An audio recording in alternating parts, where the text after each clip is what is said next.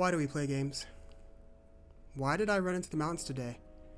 Then get irritated when I crossed a group of people on the trail blasting music. The simple answer to this is escapism. But that's too simple, and not necessarily the full story. I want to look at 5 different reasons why I think we play games. It's also kind of a roadmap for the next few episodes. So, why do we play games? Why do you play games? I'm going to make this call right off the bat. Let me know why you play games in the comments. And while you do that, I'm going to get into this. This is a topic I really want to jump into in the next coming weeks. But I believe one of the biggest reasons, for some of us anyway, is the storytelling. Now, not every game has a fantastic story. Hell, some don't even have a story. But there's something about the way games tell their stories. We're not just passive viewers of the story, the proverbial fly on a wall. We are an active participant in the story, even if it's already been laid out for us, which isn't so different from the way many belief systems work. Anyway, this allows us to live the life of someone else for a few hours, which brings us back to the first reason I gave, escapism. But hold that thought, we're not there yet. You see, growing up, I was forced to read books. I hated reading. For one, I was pretty bad at it. And 2, my brain would run itself out imagining every little detail of the environments, the people described in these stories. It was just a lot. If it wasn't boring, it was just tiring, and I usually fell asleep. Unless it was a textbook. For some reason, I really enjoyed textbooks. My point here is, not only do games tell us engaging stories, albeit stories that you can find in books, our movies, our TVs, but it's something that other mediums can't do. They make us an active participant in that story and that character's life. There are a few genres like RPGs that can really pull someone into the story. Now, there have been games out there that are far from RPGs and still have these stories that truly pull us in, make us feel something.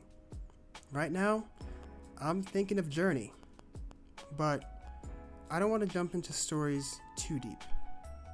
I want to do a proper deep dive of that in the future. This is just kind of a glazing over. The other reason is for adventure. Let's be honest. Our lives can be pretty boring. We wake up, we work, we eat, we shit, we go to sleep, we do it again the next day. Over and over until we reach our end goal, death. Alright, that got really dark. But the point stands. We're looking for adventure. We aren't the only generation looking for this. If that were the case, we wouldn't have stories as old as Robin Hood or Urashima. These are some old tales. So from very early on, humans are just seeking adventure. And the best way to do that without disrupting our routine is through stories. Think of that one game you play over and over again. Maybe it's a sandbox game or an RPG. Maybe it's Animal Crossing. Whatever your flavor is. Think about it. Think about all the crazy things you get to do in that game. The people you meet, the monsters you slay, the towns, far-off lands, and dungeons you explore. The list of games I go back to is pretty long, but one that I find myself dumping hours into, doing what sometimes feels like absolutely nothing, is No Man's Skies. I love space, and I always dreamed of exploring the stars. I often say that if someone offered me a one-way trip to another planet, I'd take it in a heartbeat. Now, no one's going to make that offer, but the idea is there.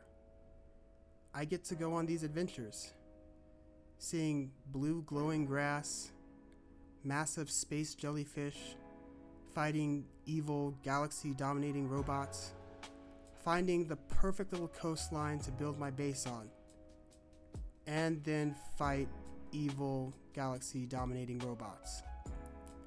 We play for adventure. Why do you think Hogwarts Legacy was so popular when it came out?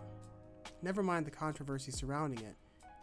It offered adventure in a world many people were familiar with.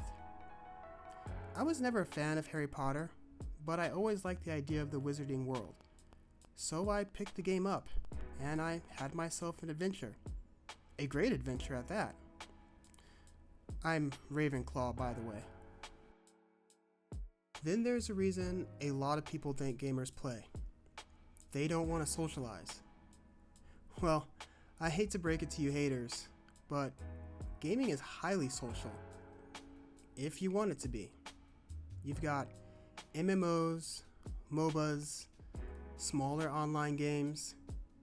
These are based around socializing. Even before these games, we had couch co-op and the arcade. Now, I don't partake in online games anymore, but I was a huge fan of EverQuest, both 1 and 2. Played some Star Wars: The Old Republic, and did my fair share of Final Fantasy XIV. You must have seen that one coming. There were some other online games I played, but we don't talk about those. Even before online, it was all about the arcade. Standing around with a fistful of quarters, ready to have my ass handed to me by whoever that guy is whomping everybody in Street Fighter 2. Or getting into yelling matches in Cruising USA. I'm really showing my age here, aren't I? Nah. There are other games though, like GoldenEye. You know what? Never mind GoldenEye. Power Stone. You know, in high school, a few of us would get together in someone's living room and just play Power Stone for hours. It was some of the best times of my life. And then we grew up. Even outside of actually playing, the gaming community was, or used to be, a very open and friendly environment. You would see the way someone looked at a title on the shelf and then spark a conversation up with them. All of a sudden, you have a friend. At one point, GameStop used to be the social hub for gamers. Just standing around, looking at old titles, and making new friends. And then everything changed when the Fire Nation Sorry. Wrong story. Anyway, I can't point out a date when things went to hell.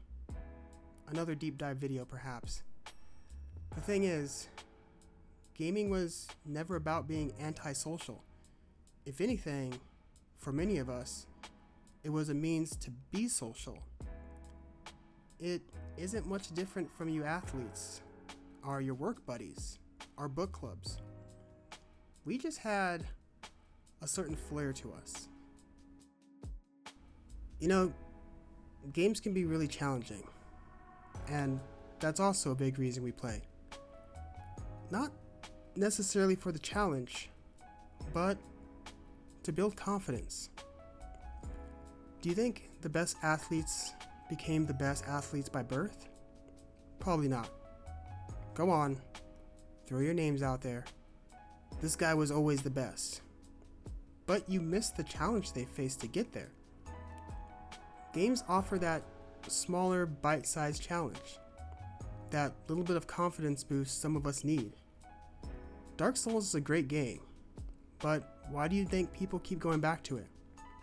It's because of the challenge. Getting your teeth stomped in and then finally figuring out how to beat that boss, and then doing it again and again and again until you can do it with your eyes closed. Maybe you have a hard time talking to that one person you've had your eye on for a while. But you can speedrun Green Hill Zone in like 32 seconds. Eventually, that confidence can, and oftentimes will, turn into real-world confidence. So, go do that thing. Sell all your stuff. Move to Italy. Start that sauce-making business you've always dreamed of. Marry your sassy Italian person. Just go do all the things. And that confidence, well, it may have been born from video games. Thing is, a lot of people need to build that confidence up. And gaming can and has helped a lot of people. The challenges we face in games, be they through a boss fight, or living with a poor choice we've made, it builds. Not having enough ammo, we figure out how to get through it. And that will eventually translate into real-world confidence. Even if it is small. It's not just about escaping. And now we circle back to escapism. Which I'm going to be honest with you. This is a cop-out answer and a reason. Yes, we're trying to escape the day-to-day. So is a person that sits there watching late-night TV, or the Netflix binger, or the avid reader, or the gym bro. We're all trying to escape something, and that something is typically life.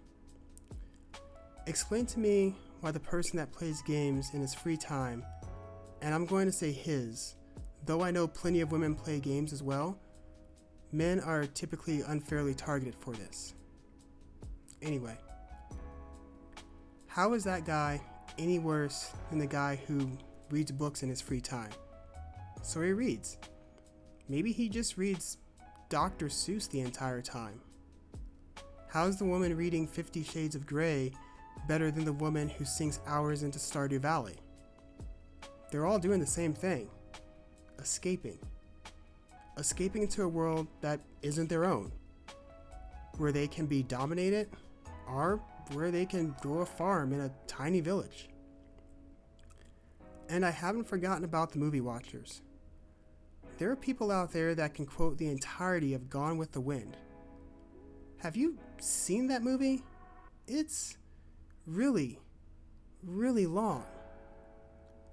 Then there's the person, by just a picture, can tell you the season, the episode, and the scene in The Big Bang Theory.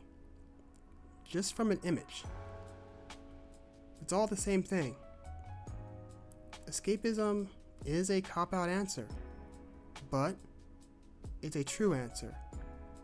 And it's true for the reader, for the movie buff, for the gym bro, and yes, the gamer.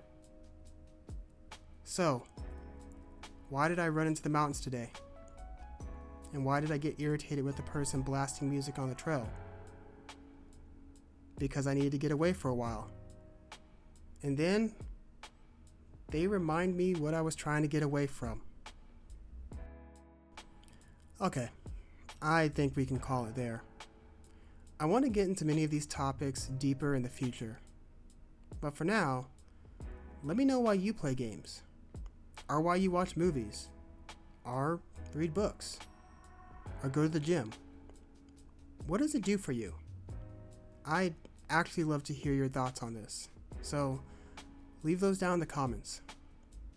If you enjoyed this, please like, share, and subscribe. You can also ring the notification bell for uploads. With all that said, keep playing, or reading, or gymming, or watching. Whatever it is, keep on keeping on. Bye for now.